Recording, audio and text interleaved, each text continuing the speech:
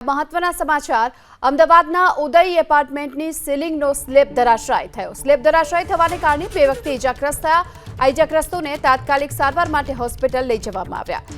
મુંબઈ રહેતા હેમેન્દ્રભાઈ શાહની માલિકીના મકાનનો આ સ્લેબ ધરાશાયી થયો છે અને સીલિંગનો સ્લેબ ધરાશાયી થતા પત્ની અને દીકરો ઇજાગ્રસ્ત થયા। ઘટનાને લઈને ફાયર અને એસ્ટેટ વિભાગની ટીમ ઘટનાસ્થળ પર પહોંચી છે।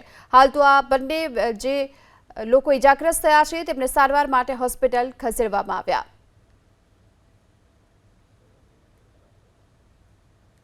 મહત્વના સમાચાર અમદાવાદના ઉદય એપાર્ટમેન્ટની સીલિંગનો સ્લેબ ધરાશાયી થયો। સ્લેબ ધરાશાયી થવાને કારણે બે વ્યક્તિ ઇજાગ્રસ્ત થયા।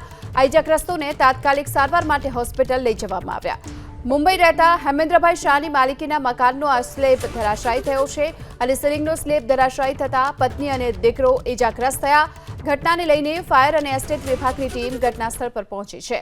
હાલ તો આ બંને જે લોકો ઇજાગ્રસ્ત થયા છે તેમને સારવાર માટે હોસ્પિટલ ખસેડવામાં આવ્યા।